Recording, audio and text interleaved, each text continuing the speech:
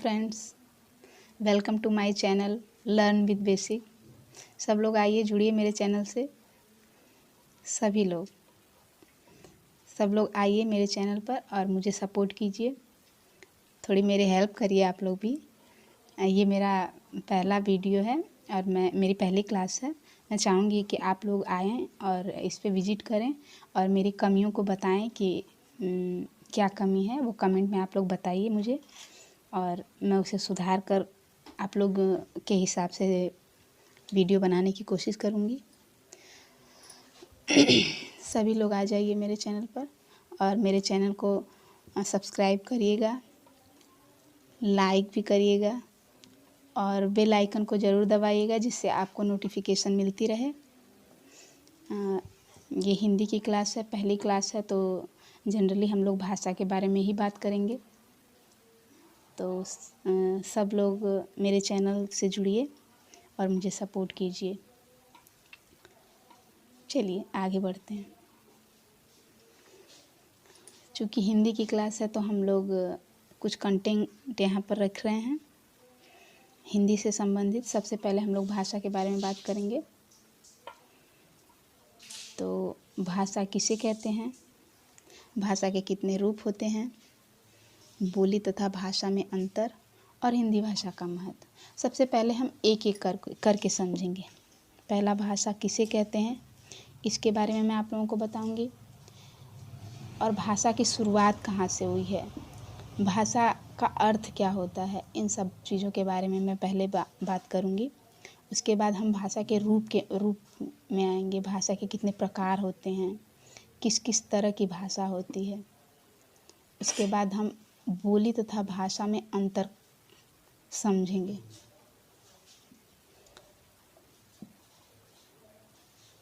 उसके बाद हिंदी भाषा का महत्व।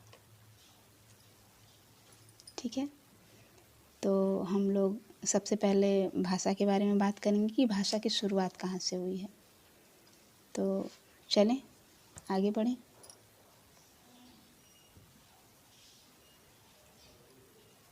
कहाँ से इसकी उत्पत्ति हुई है, सबसे पहले हम लोग इसके बारे में जानेंगे।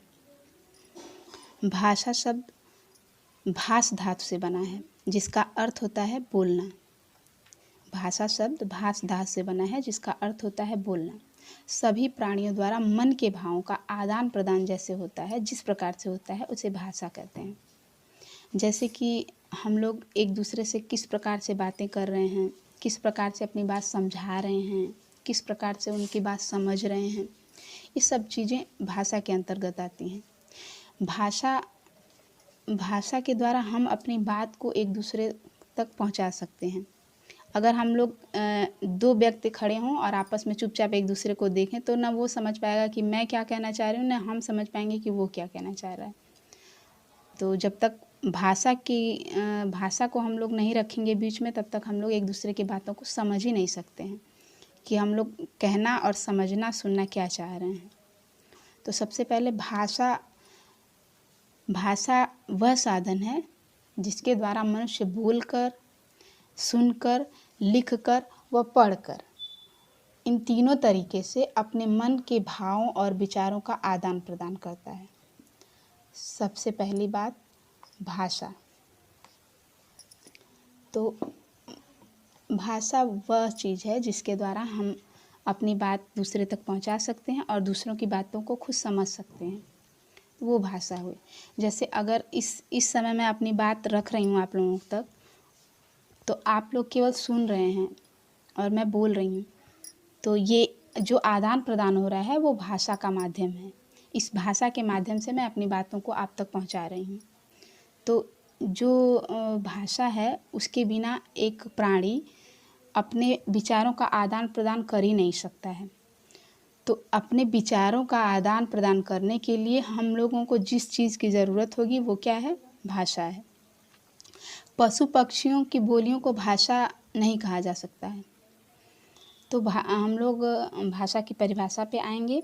भाषा वह साधन है जिसके द्वारा मनुष्य बोलकर, सुनकर, लिखकर व पढ़कर अपने मन के भावों और विचारों का आदान प्रदान करता है। ठीक है, अब हम नेक्स्ट टॉपिक पर चलते हैं, भाषा के प्रकार। भाषा कितने प्रकार की होती है? तो भाषा 2 प्रकार की होती है। कितने प्रकार की होती है? 2 प्रकार की। कौन कौन सी? मौखिक, लिखित।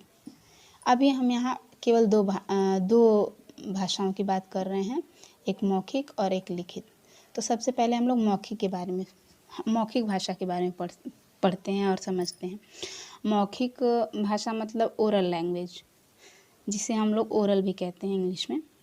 तो जैसे हिंदी, अंग्रेज़, जर्मनी, फ्रांसीसी, रूसी आदि भाषाएं हैं। विश्व में कई तरह की भाषाएं बोली जाती हैं। भारत में भी अनेक भाषाएं बोली जाती हैं, जैसे हिंदी, पंजाबी, मराठी, गुजराती, बंगला, तमिल, उर्दू आदि। तो ये सब भाषाएं हैं जो हर जगह पर अपनी अपनी भाषा है, और उस भाषा को व्यक्ति अपने में आदान प्रदान करता है, समझता है और बताता है। तो भाषा के मुख्य रूप से 2 ही भेद होते हैं। पहला होता है मौखिक और दूसरा होता है लिखित। तो भाषा का वह रूप जिसमें एक व्यक्ति बोलकर अपने विचार या मन के भाव को प्रकट करता है और उसे दूसरा व्यक्ति सुनकर उसे समझ लेता है, उसे मौखिक भाषा कहते हैं। जैसे कि इस समय मैं आप लोगों से कनेक्ट हूँ, मैं बोल रही हूँ, बोल के आप लोगों को तो अपनी भाषा समझा रही हूँ और आप लोग समझ रहे हैं, तो ये मौखिक भाषा हुआ।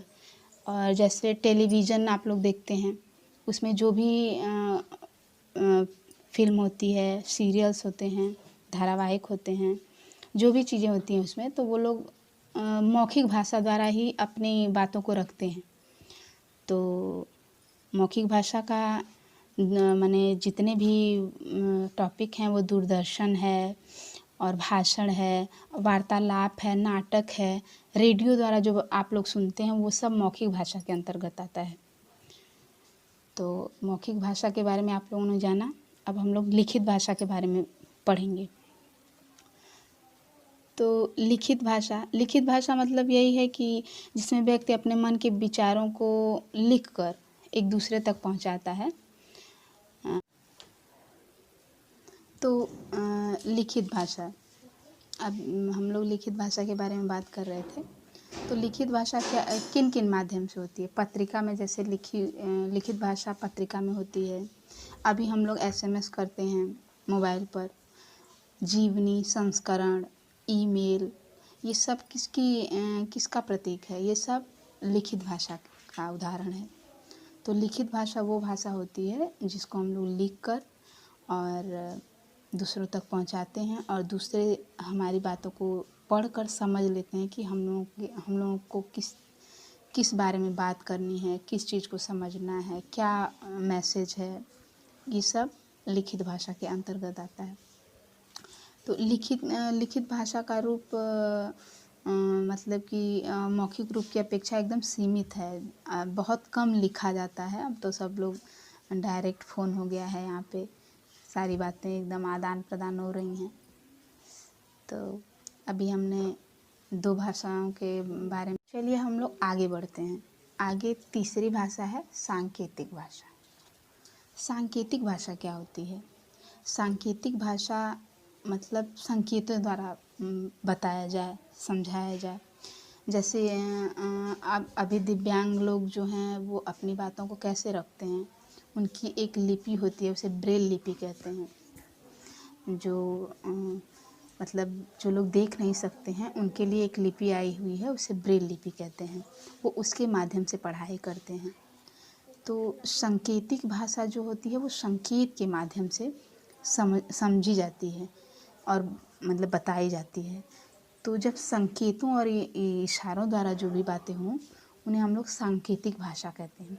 जैसे 2 लोग एक जगह खड़े हो जाएं, तो मान लीजिए एक उसमें गूंगा रहे और वो अपनी बात को बताना चाहे, तो किस प्रकार से बताएगा? तो वो जनरली संकेत के द्वारा ही बता सकता है और हम लोग उसे समझ सकते हैं। मान लीजिए वो संकेत के द्वारा ही बताएगा कि मतलब मुझे किस चीज़ की ज़रूरत है, मुझे क्या चाहिए और किस बारे में वो बात करना चाह रहा है।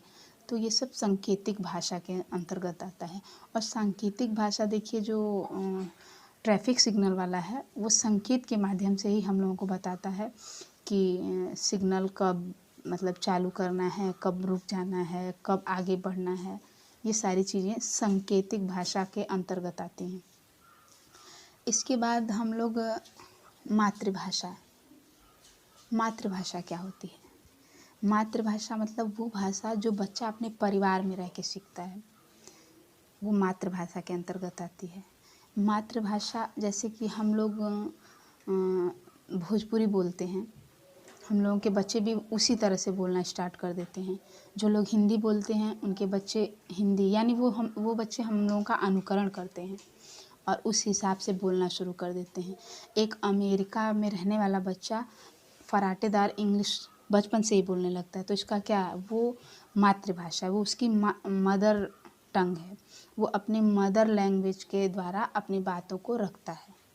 मतलब कि वो जिस परिवेश में, जिस परिवार में पल बढ़ रहा है, वो वहाँ से वो चीज़ें ग्रहण करता है। उसे कोई समझाया नहीं जाता, उसे कोई लिख के नहीं बताता कि बेटा तुम ये बोलो मुझे खाना है, ये बोलो मुझे चलना है, ये बोलो मुझे सुनना है। नहीं, वो अपने परिवार में रह के अपने बड़ों को देखकर अनुकरण करता है और वहीं से वो उन सब चीज़ों को ग्रहण करने लगता है और ग्रहण करके उन चीज़ों को बोलने लगता है, करने लगता है।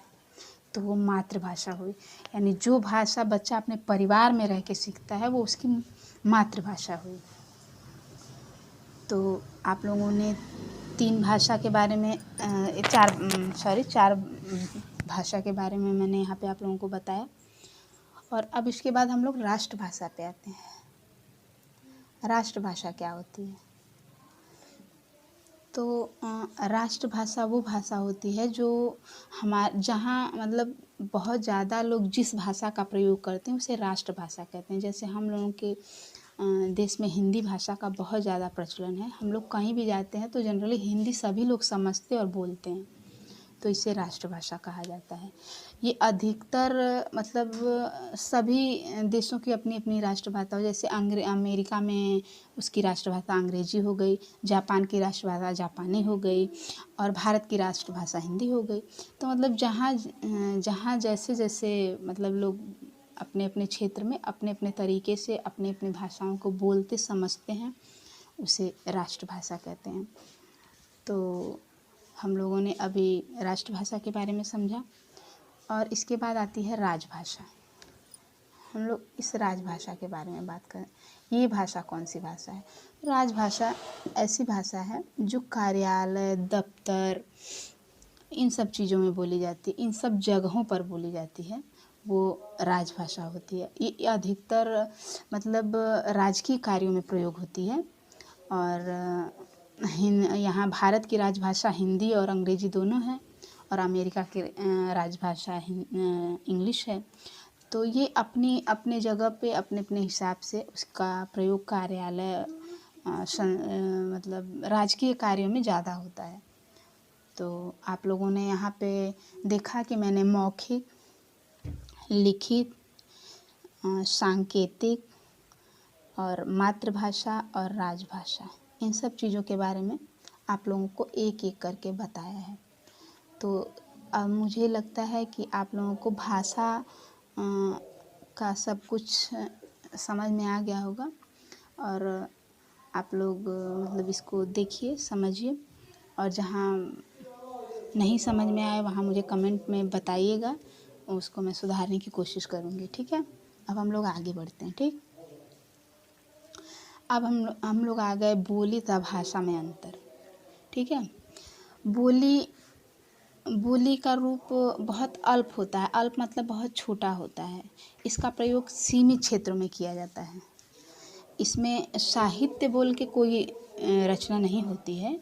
बोली लोकगीत, लोक कथाओं इत्यादि में प्रयोग होता है, लेकिन इसका प्रयोग साहित्य रचना में एकदम नहीं होता है। ठीक है, प्रयोग मौखिक रूप में अधिकतर किया जाता है।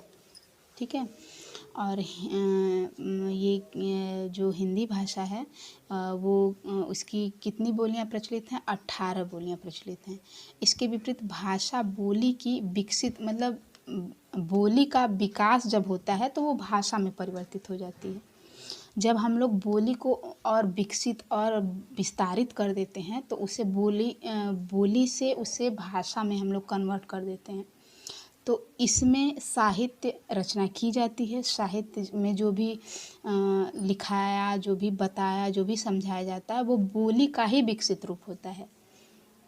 बोली को ही हम लोग अगर विस्तारित कर दें, विकसित कर दें, तो वो भाषा के अंतर्गत आ जाता है। इसका क्षेत्र बहुत विस्तृत होता है, माने अनंत होता है। भारतीय संविधान में 22 भाषाओं को मान्यता दी गई है। प्रत्येक राज्य की अपनी भाषा है। जैसे पंजाब की पंजाबी, गुजरात की गुजराती, असम की असमिया, कश्मीर की कश्मीरी इत्यादि। तो हम लोगों ने मतलब यहाँ पे देखा कि बोली और भाषा में यही अंतर होता है कि बोली अल्प विकसित होती है और भाषा का विस्तार होता है। भाषा विस्तृत क्षेत्र में बोली जाती है और बोली को ही हम लोग जब उसका विस्तार कर लेते हैं तो वो भाषा के अंतर्गत आ जाती है। यानी बोली का ही और अधिक अच्छे से विस्तार किया जाता है तो वो भाषा कहलाती है। और अब ये भी आप लोगों को दिमाग में रखना होगा कि भारतीय संविधान में कितनी भाषाओं को मान्यता दी गई है। भारतीय संविधान में 22 भाषाओं को मान्यता दी गई है और प्रत्येक की अपनी अपनी राजभाषा होती है। तो इसके बाद हम लोग आगे बढ़ते हैं। इन सब चीज़ों को आप लोग समझ चुके होंगे आई थिंक। अब हम लोग आगे बढ़ते हैं। देखिए, अब हम लोगों का ये है हिंदी भाषा का महत्व। ठीक है, हिंदी भाषा का महत्व क्या है हम लोगों के लाइफ में, हम लोगों के जीवन में, हम लोगों के पढ़ाई लिखाई और मतलब हम लोगों के परिवेश में हिंदी भाषा का कितना महत्व है, इन सब चीज़ों के बारे में यहाँ पे हम लोग बात करेंगे। हिंदी भाषा का बहुत महत्व है। अब तो नरेंद्र मोदी जी ने भी नई शिक्षा नीति में ये लागू कर दिया है कि हिंदी को मान्यता बहुत अच्छे तरह से मिलनी चाहिए। पहले सब लोग इंग्लिश के पीछे भागते थे, लेकिन अब ऐसा नहीं होने वाला है। अब लोग हिंदी को प्राथमिकता देंगे और हिंदी को समझेंगे, क्योंकि ये हमारी मातृभूमि से जुड़ा हुआ है, हमारी संस्कृति है हिंदी। तो हम लोग पहले अपनी मातृभाषा को, अपने संस्कृति को जीवंत करने के लिए हम लोगों को हिंदी के विषय में तो जानना ही पड़ेगा और हिंदी को समझना पड़ेगा। तो अब आप लोग भी समझ रहे होंगे कि हिंदी बहुत मायने रखती है आज के युग में। तो चलिए हम लोग एक एक करके महत्व समझते हैं। हिंदी भाषा 78 करोड़ से भी अधिक भारतीयों द्वारा प्रयोग में लाई जाती है। यानी इतना विस्तार है हिंदी का, और अभी और करना है, हम लोगों को बहुत करना है। यानी अब हम लोगों को हिंदी को बहुत अच्छे तरीके से, हिंदी, संस्कृत, इन सब चीज़ों को बहुत मान देना होगा, बहुत महत्व देना होगा। ये नहीं है कि जिसको हिंदी इंग्लिश आती है और वही महान होगा। हिंदी भी आनी चाहिए, क्योंकि ये हमारी मातृभाषा, हम लोग इसे छोड़ के आगे नहीं बढ़ सकते। यह मुख्य रूप से उत्तर प्रदेश, उत्तराखंड, हरियाणा, दिल्ली, मध्य प्रदेश, हिमाचल प्रदेश, छत्तीसगढ़, बिहार आदि देशों में प्रयोग की जाती है हिंदी। ठीक है, तो हिंदी भाषा 78 करोड़ से भी अधिक भारतीयों द्वारा प्रयोग में लाई जाती है और यह मुख्य रूप से इन उत्तर प्रदेश, उत्तराखंड, हरियाणा, दिल्ली, मध्य प्रदेश, हिमाचल प्रदेश, छत्तीसगढ़, बिहार आदि देशों में प्रयोग की जाती है। अच्छा, फिजी, सूरीनाम, ट्रिनिडाड, मलेशिया आदि देशों में भी हिंदी बोली जाती है। और आप लोग जानते होंगे मॉरिशस में भी भोजपुरी का बहुत प्रचलन है। वहाँ के लोग भोजपुरी बहुत ज़्यादा बोलते हैं। ये जो बिहार में बोली जाती है भोजपुरी भाषा, मॉरिशस में उस भाषा को बहुत मान्यता दी जाती है। और 1991 की जनगणना के अनुसार हिंदी भाषियों की संख्या चीनी भाषियों से अधिक थी। जब 1991 की जनगणना हुई तो उसमें हिंदी भाषियों की संख्या चीनी भाषियों से भी अधिक थी। आज विश्व में सबसे अधिक बोली जाने वाली भाषा में हिंदी का दूसरा स्थान है। कौन सा स्थान है? दूसरा स्थान है। हिंदी मतलब इतना हिंदी का विस्तार हुआ है। और आजकल आप लोग देख रहे हैं कि जो भी फिल्में हो रही हैं, मतलब वो साउथ की फिल्मों को डबिंग करके हिंदी में उसका कन्वर्ट करके उसको टीवी पर दिखाया जा रहा है। क्यों? क्योंकि हिंदी भाषा बहुत लोग समझते हैं। उस चीज़ को अगर जैसे वो किसी और भाषा में, कन्नड़ में है या फिर उड़िया में है या फिर माने और भी जो भी भाषाएं हैं, उनमें वो चीज़ समझ में नहीं आती हैं। लेकिन अब उसको डब करके हिंदी में बताया जा रहा है, हिंदी में टेलीविज़न पे प्रस्तुत किया जा रहा है, जिससे हम लोग समझ लेते हैं। और अब उन उन फ़िल्मों को देखने का मतलब जो भी है बहुत ज़्यादा वो हो गया है कि उन सब डबिंग की हुई पिक्चर को सब लोग ज़्यादा देखते हैं। तो हिंदी मतलब हिंदी का इतना महत्व हो गया है। और इस तरह से आप लोग मतलब देखें, आप लोगों ने देखा कि मैंने अपना जो भी था वो रखा आप लोगों के समक्ष, और इसमें जो भी कमियां होंगी प्लीज़ आप लोग ज़रूर बताइएगा, मुझे इंतज़ार रहेगा और मैं उस चीज़ को सुधारूंगी। और चलिए फिर आगे बढ़ते हैं। हिंदी भाषा का आगे क्या महत्व है वो बता रही हूँ मैं। 14 सितंबर 1949 को हिंदी भारत की राजभाषा के रूप में स्वीकार की गई और केंद्र सरकार के कामकाज के लिए अनिवार्य घोषित कर दी। हिंदी भाषा को 14 सितंबर 1949 को भारत की राजभाषा के रूप में स्वीकार किया गया है और उसे सरकारी कामकाज के लिए एकदम अनिवार्य कर दिया गया है। 10 जनवरी को विश्व हिंदी दिवस मनाया जाता है। 14 सितंबर को प्रतिवर्ष हिंदी दिवस मनाया ही जाता है, आप सभी लोग जानते हैं। और हिंदी विश्व की एकमात्र ऐसी वैज्ञानिक भाषा है जो बोलने वाली ट्रेन के समान है, अर्थात जैसी बोली जाती वैसी लिखी भी जाती है। जैसे जैसे मैं बात कर रही हूँ उसी तरह से वो भाषा लिखी भी जाती है, यानी इतनी इजी है। हिंदी भारत के 7 फीजी देश की राजभाषा भी है। संपूर्ण भारत में हिंदी का प्रयोग राजभाषा, राष्ट्रभाषा तथा संपर्क भाषा के रूप में किया जाता है। तो आप लोगों को मैंने हिंदी के सभी लगभग महत्व बता दिए हैं हिंदी भाषा के।